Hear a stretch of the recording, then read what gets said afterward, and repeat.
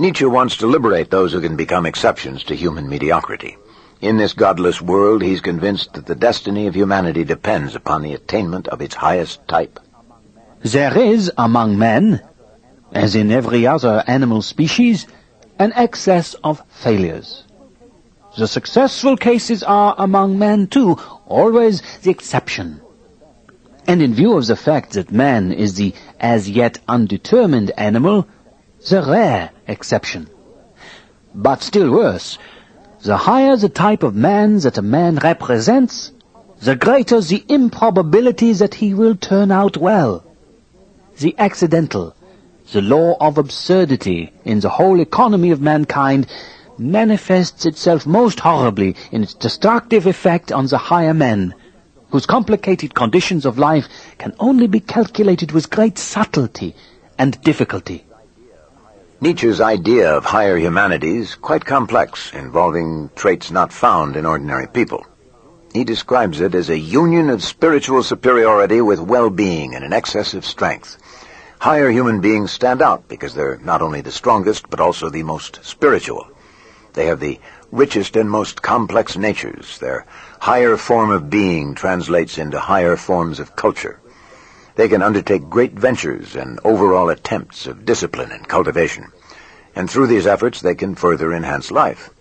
Nietzsche therefore considers such human beings to be higher in value than others, and so to be worthier of life. He maintains that human beings have value only for what they can do, what they can contribute to enhancing life. This has some sobering consequences.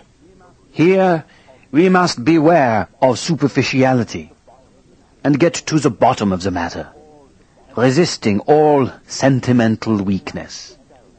Life itself is essentially appropriation, injury, overpowering of what is alien and weaker, suppression, hardness, imposition of one's own forms, incorporation and exploitation. Not from any morality or immorality, but because life simply is will to power. Exploitation does not belong to a corrupt or imperfect and primitive society. It belongs to the essence of what lives, as a basic organic function. It is a consequence of the will to power, which is, after all, the will of life. But this is only part of the story. These expressions of the will to power may be basic to all life and development, but they don't define what Nietzsche means by higher humanity. Only when the expressions take certain forms can they contribute to a richly flourishing culture. Nietzsche's entire concept of higher humanity relates directly and intimately to culture and its significance. Only culture and the creativity it involves can render human life meaningful and worth living. Otherwise, our existence is as bleak and senseless as Schopenhauer says it is.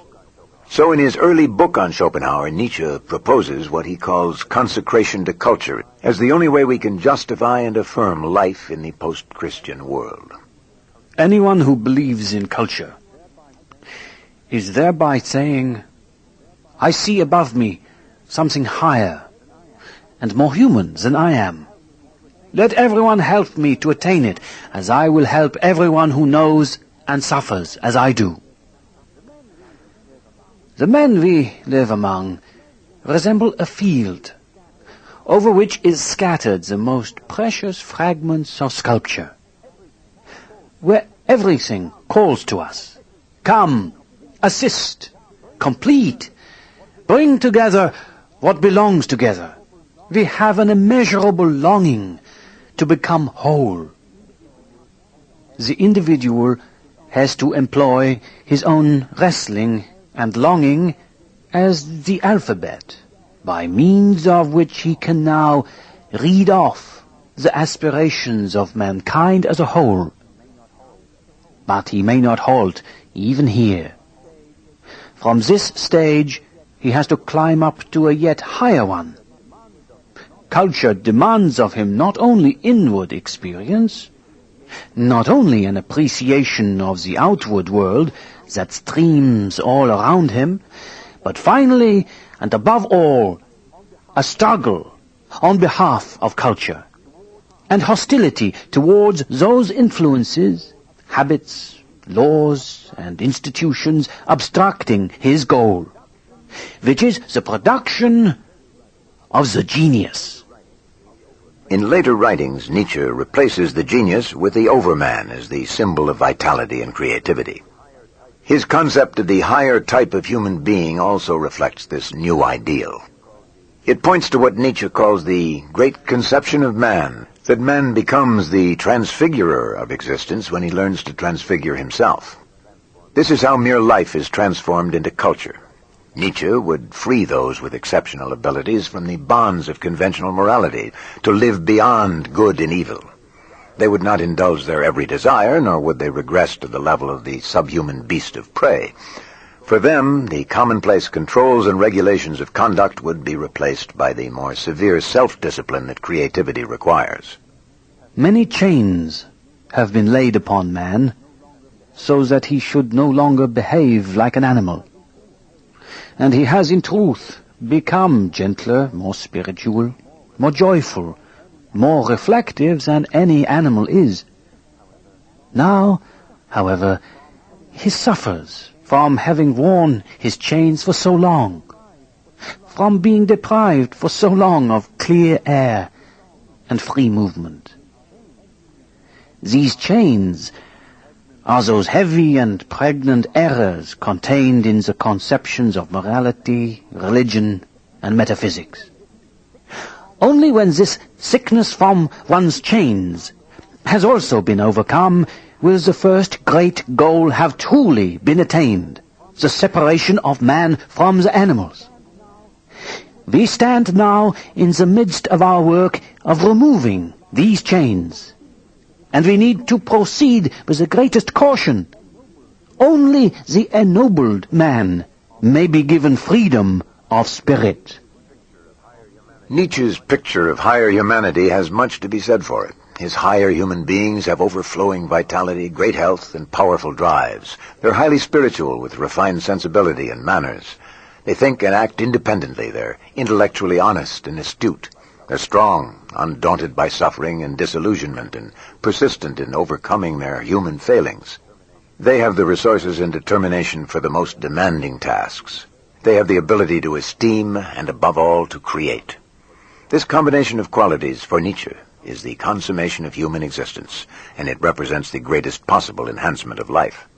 The attainment of this goal would require a different kind of spirit from that likely to appear in this present age.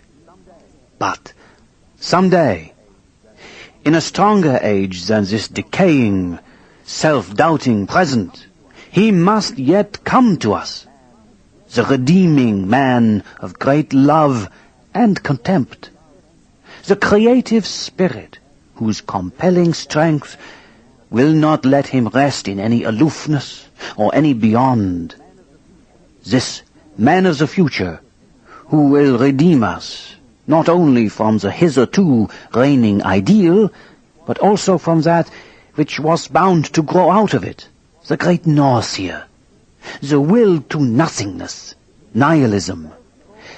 This bell stroke of noon, and of the great decision that liberates the will again and restores its goal to the earth and his hope to man, this anti-Christian and anti-nihilist, this victor over God and nothingness, he must come one day.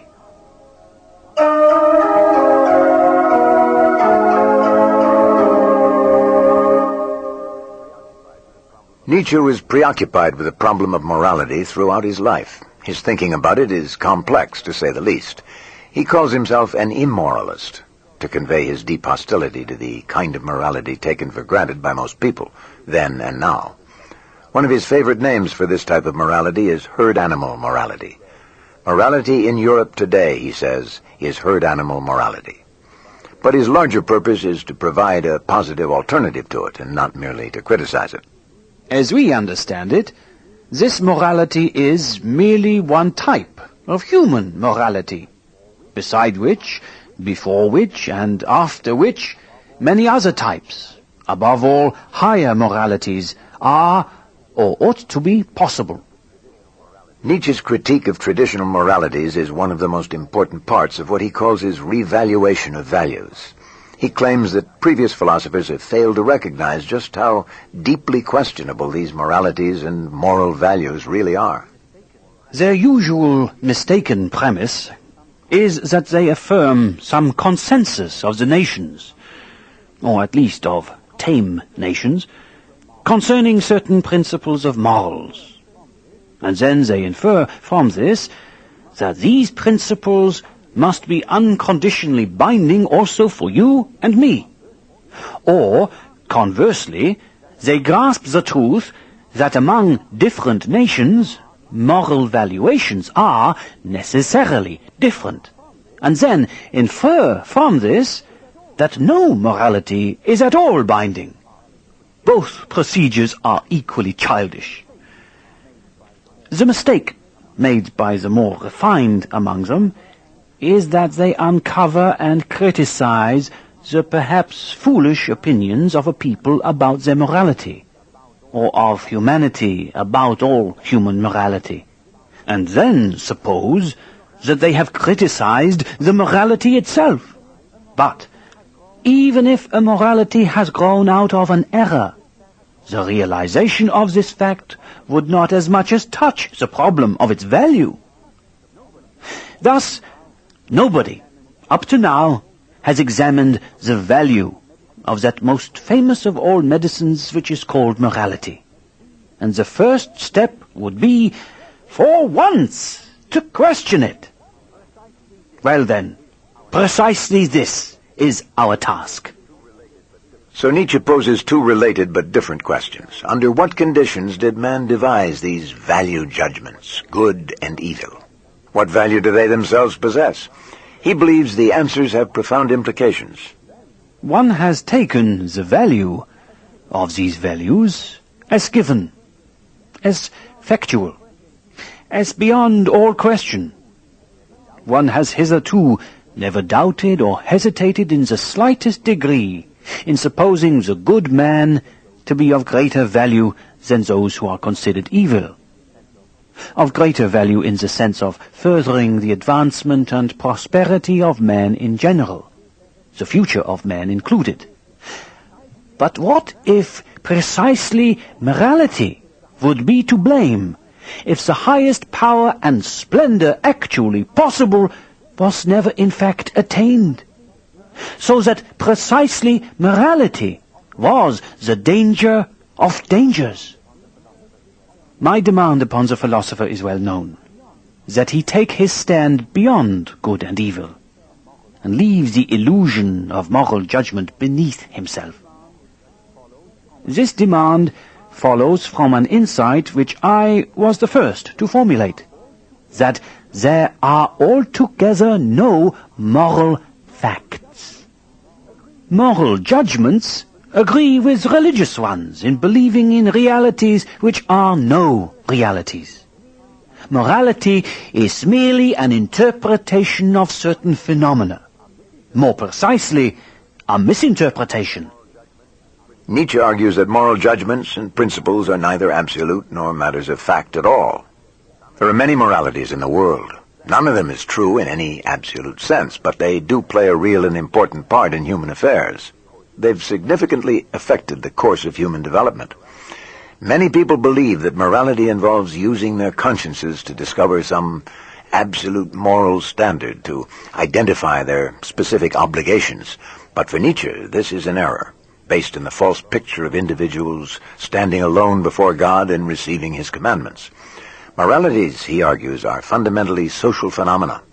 He says that the oldest moral judgments originated in the basic human tendency to suppose that whatever harms me is something evil, whatever benefits me is something good. This tendency was long ago given a social turn, aiming at preserving the community generally and protecting it from destruction. The moral person is now someone whose attitudes and behavior are sympathetic, disinterested, commonly useful, and social. But Nietzsche contends that only a narrow and petty bourgeois morality is concerned primarily with the most direct and immediate consequences of our actions for others. Such a morality is thought by many to be a high point of moral enlightenment, he views it very differently. Behind the basic principle of current moral fashion, moral actions are actions of sympathy for others, I see a social impulse of fearfulness at work, which dresses itself up intellectually in this way. This impulse has as its highest, most important and immediate aim the removal from life of everything dangerous which was earlier associated with it, to which end everyone is supposed to contribute and make every effort. Consequently, only actions conducive to the common security and feeling of security are permitted to be accorded the predicate good. Nietzsche says the prohibiting negative side of this morality reflects the fact that the more dangerous a quality seems to the herd, the more thoroughly it is proscribed or forbidden.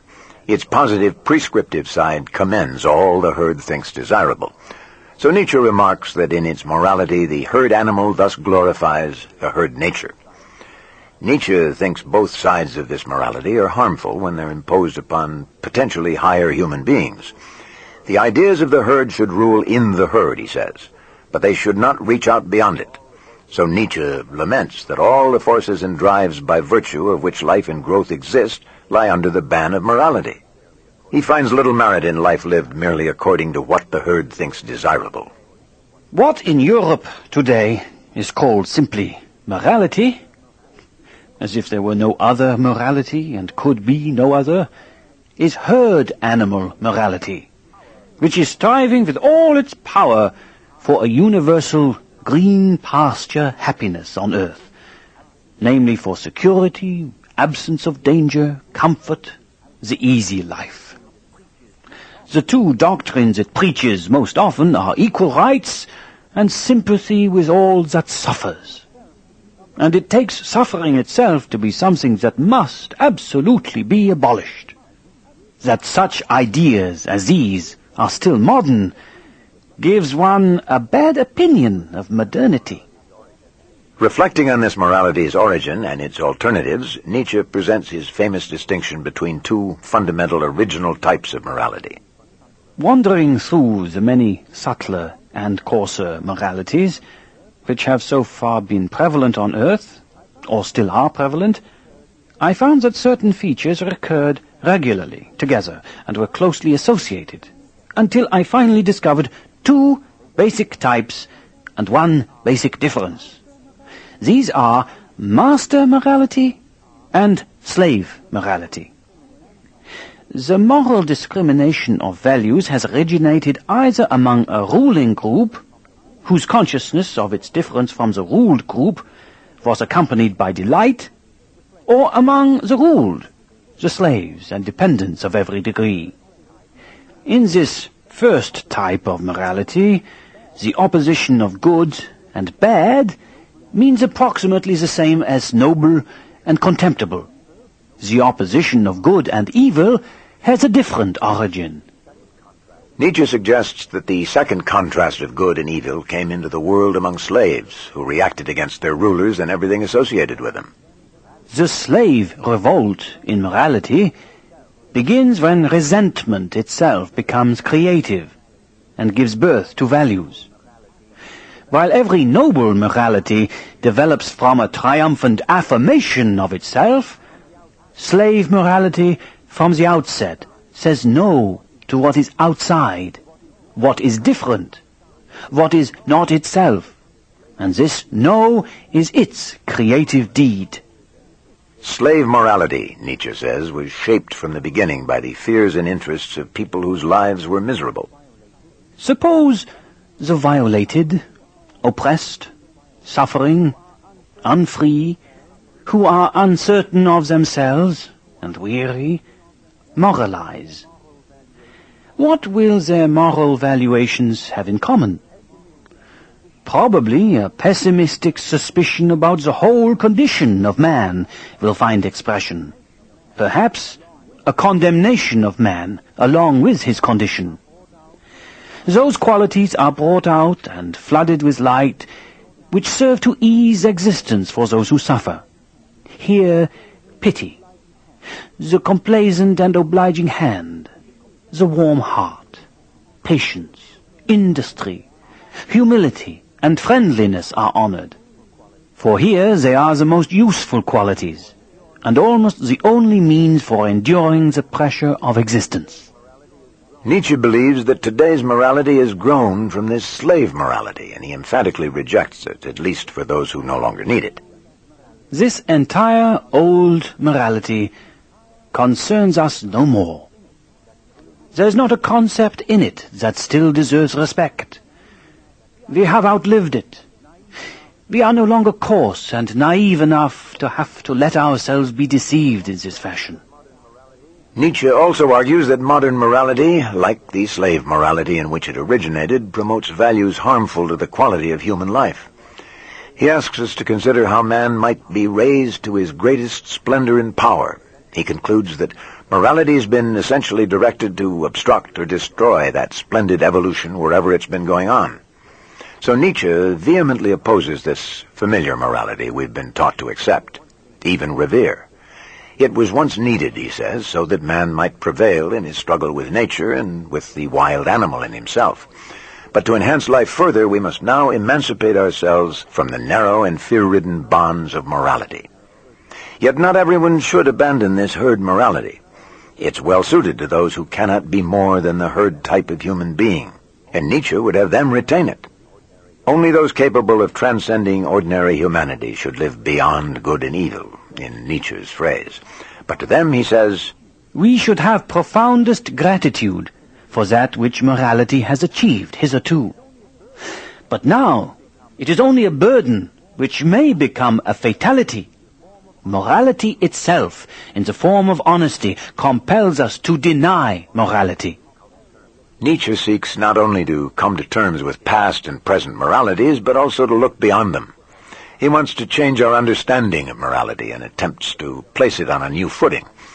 The first task of those with the finest and sharpest consciences today is to break the grip of traditional morality by subjecting it to radical criticism. But once we accomplish this preliminary task, another follows. Moral theory must be transformed. Nietzsche proposes to naturalize morality, recasting it in terms of what he calls purely naturalistic values. Moralities should promote the preservation, flourishing, and development of human life. Human beings have differing needs and abilities. Nietzsche argues that different moralities are appropriate for them. He advocates a form of moral pluralism.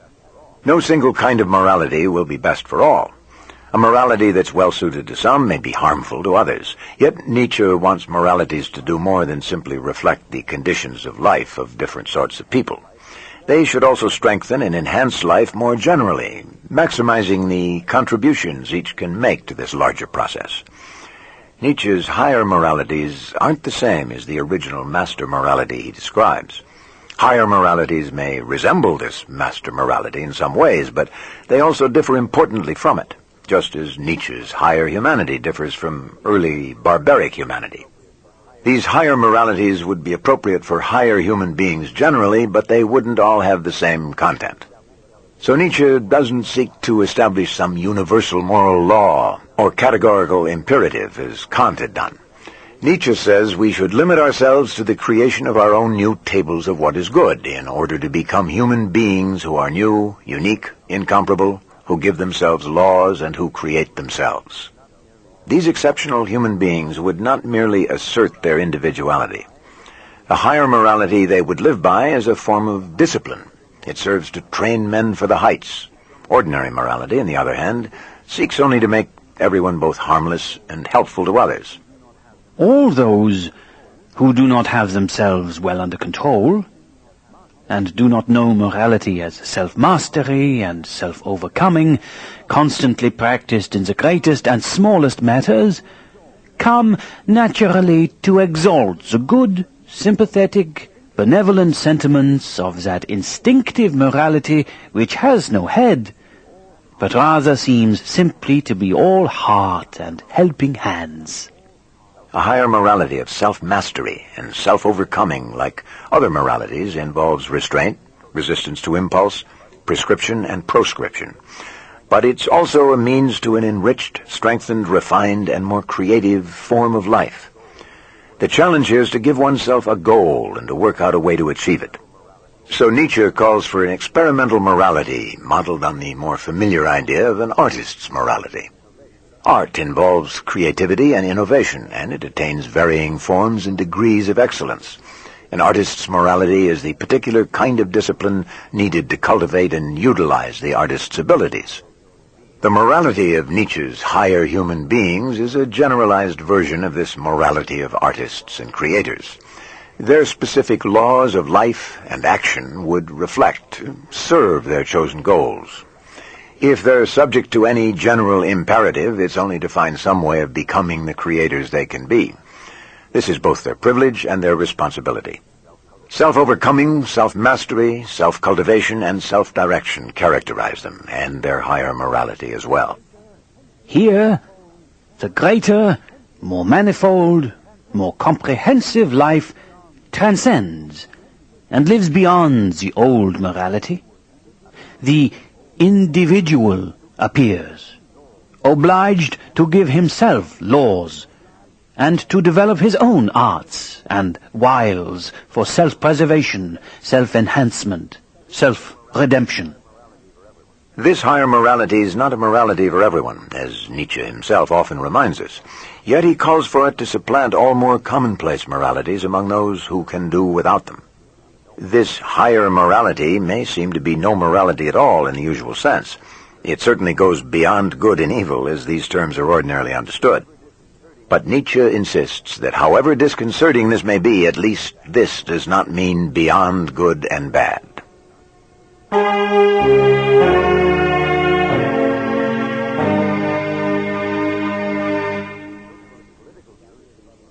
Nietzsche's social and political views seem even more dismaying to many people than his ideas about morality, in part because they frequently are even more seriously misunderstood. They were horribly distorted by the Nazis, leading many people to mistake Nazi ideology for Nietzsche's own thinking. But he does reject democratic ideals that we tend to take for granted. Many people who are strongly attached to these ideals recoil from his challenge to them, misinterpreting both his criticisms and the alternatives he proposes. Nietzsche's real concern is not at all to demean and undermine humanity at its best. Rather, he wants us to appreciate what humanity at its best can be, and to understand what its attainment requires. So he attempts to replace pious illusions and naive beliefs with deeper insight and unflinching honesty. For example, Nietzsche says that war, conquest, exploitation, mastery, and domination are essential to life and its development. But this doesn't mean he endorses brutality and barbarism. He thinks it's naive to suppose human life could develop without conflict and competition for power in some form or other. But now that the key to the further enhancement of life is a flourishing and enriched cultural life, the forms of conflict and competition he welcomes are very different from those typical of earlier times. Nietzsche also insists that all enhancements of human life have been and always will be associated with aristocratic societies. But he doesn't advocate a new sort of caste or class system. His point is that human development always requires some way of accentuating human differences. Nietzsche's new nobility is not to be based on race or social class. Instead, the new order of rank he envisions would be a meritocracy, with people's rank depending entirely on their ability to contribute creatively to cultural life. Many have thought that Nietzsche saw his fellow Germans as the very embodiment of higher humanity, and thought that they deserved to rule the world. But Nietzsche harshly criticizes the Germans. Perhaps I know the Germans. Perhaps I may even tell them some truths. The new Germany represents a large quantum of fitness, both inherited and acquired by training. But it is not a high culture that has thus become the master. The Germans. Once they were called the people of thinkers. Do they think at all today? The Germans are now bored with the spirit. The Germans now mistrust the spirit. Politics swallows up all serious concern for really spiritual matters. Deutschland, Deutschland über alles. I fear that was the end of German philosophy. In the history of European culture, the rise of the Reich means one thing above all: a displacement of the center of gravity. It is already known everywhere that in what matters most, and that always remains culture, the Germans are no longer worthy of consideration. Nietzsche also is often assumed to be a champion of the powerful national state and thus sympathetic to totalitarianism. But his Zarathustra portrays the state as a deadly danger. Somewhere there are still peoples and herds, but not where we live, my brothers. Here there are states. State? What is that? Well then, open your ears to me, for now I shall speak to you about the death of peoples. State is the name of the coldest of all cold monsters. Coldly it tells lies, too, and this lie crawls out of its mouth. I, the state, am the people. That is a lie. It was creators who created peoples and hung a faith and a love over them. Thus they served life. It is annihilators who set traps for the many and call them state. They hang a sword and 100 appetites over them. Verily, this sign signifies the will to death. Verily, it beckons to the preachers of death.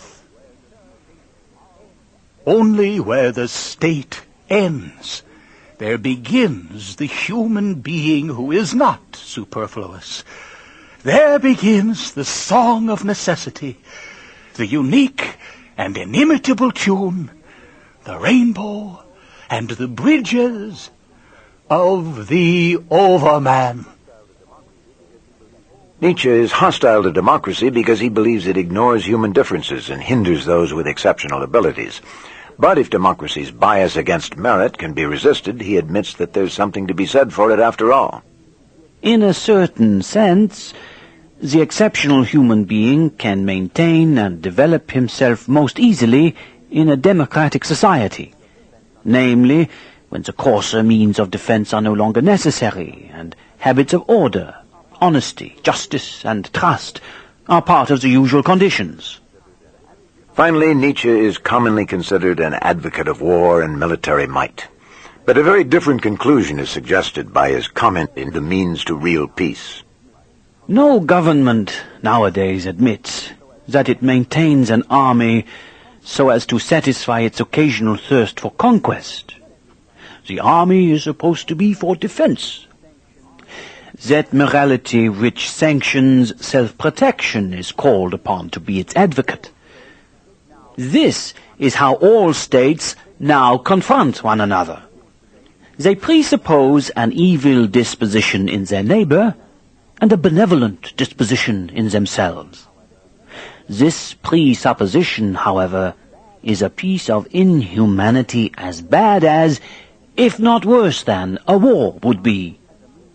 The doctrine of the army as a means of self-defense must be renounced just as completely as the thirst for conquest.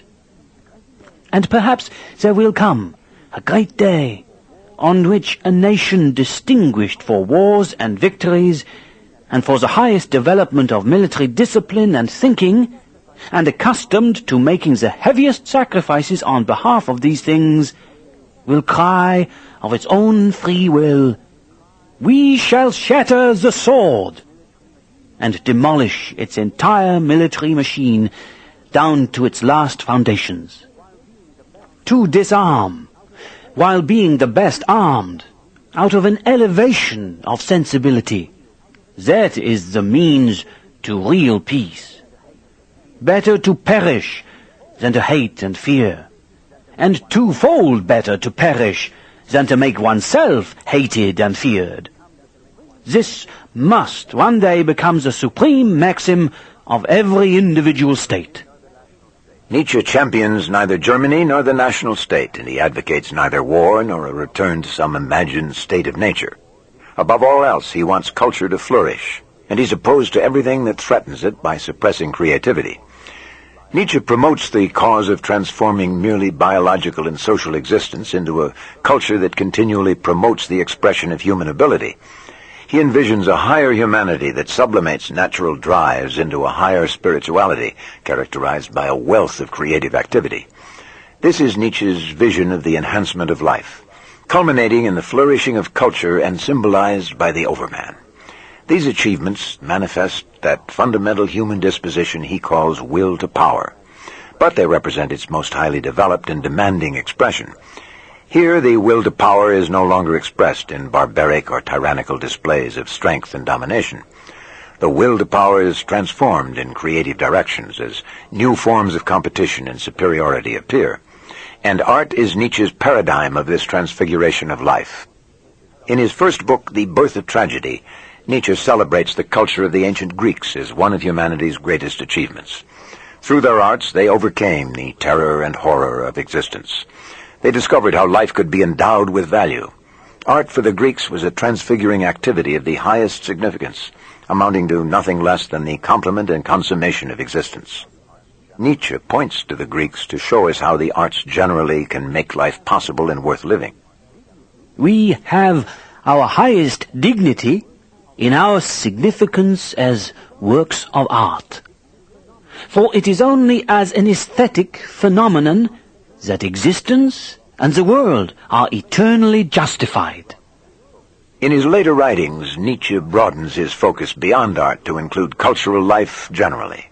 Cultural life represents a larger-scale version of what artists do in narrower contexts, using their creative powers to transform natural existence and to create new values. But Nietzsche reveres art because it's shown us the way. Our ultimate gratitude to art, he writes, is that it's taught us to be well-disposed to appearance and to what has been created. As an aesthetic phenomenon, existence is still bearable for us. And art furnishes us with eyes and hands, and above all the good conscience to be able to turn ourselves into such a phenomenon. Art has served as a kind of special schooling of the human spirit. New capacities of expression have been cultivated, replacing the discipline society requires. Artistic creativity transfigures things, heedless of their original form.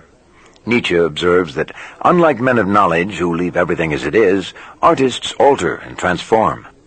They teach us that there is no contradiction between relishing and embellishing life. And we learn from them that more is gained than lost by altering life's aspect.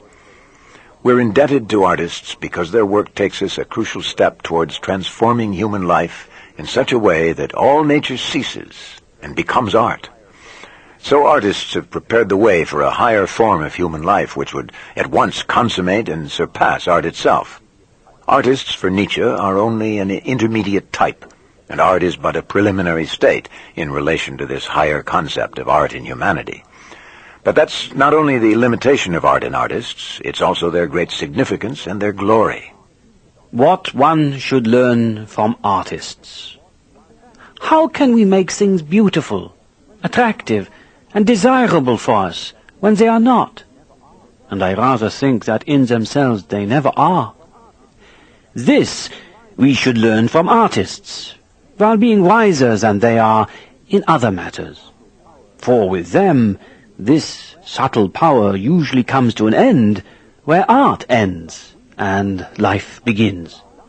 But we want to be the poets of our life, first of all in the smallest, most everyday matters.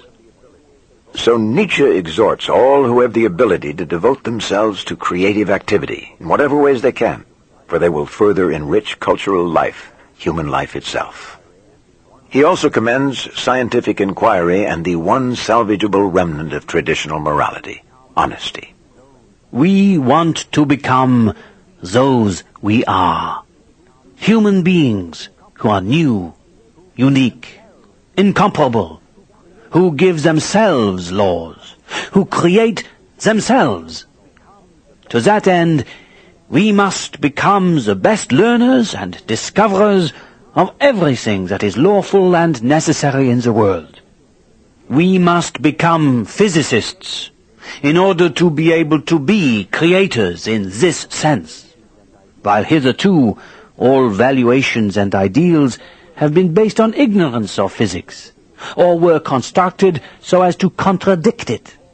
Therefore, long live physics, and even more so, that which compels us to turn to physics, our honesty. Nietzsche severely criticizes religion, morality, science, traditional values, and many of our most cherished beliefs about ourselves and our society. Yet he's far from denying that there can be any meaning or value in human life. He insists that the death of God doesn't give the last word to nihilism. He tries to find a way beyond it. No philosopher ever criticized as sweepingly as Nietzsche does. But no philosopher more strongly affirms this life in this world and the promise of humanity. Nietzsche's philosophy critically examines all that we've been, all that we are, all that we can be, and all that we have to work with. He examines the interpretations and values we live by and the resources and abilities we may use to go beyond them. And as he attempts to go beyond them, he reinterprets and revalues virtually everything that matters in human life. If one word can sum up Nietzsche's thinking, it is beyond. Beyond good and evil, beyond old faiths and values and ideas, beyond the death of God and nihilism, and beyond the all-too-human, beyond the merely natural, beyond the merely social and conventional, beyond merely preserving and perpetuating life as it already is. All of this is difficult, but Nietzsche wants to convince us that it is humanly possible. He seeks to show us the way to further development in human life and philosophy alike. Nietzsche's book, Beyond Good and Evil, is subtitled Prelude to a Philosophy of the Future. This aptly describes his entire thought. Genuinely philosophical thinking, as he conceives of it, can never be complete or final. We always will be able to understand more about ourselves and our world. We also can always further enhance our cultural and human life.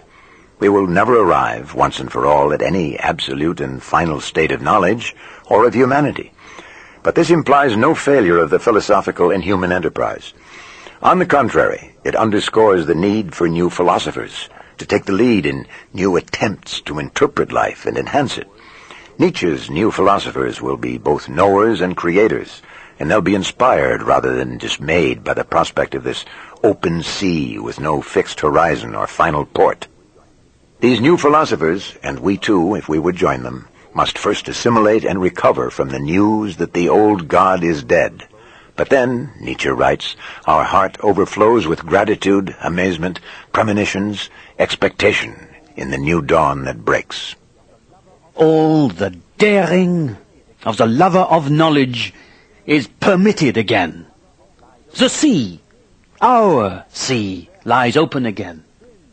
Perhaps there has never yet been such an open sea. We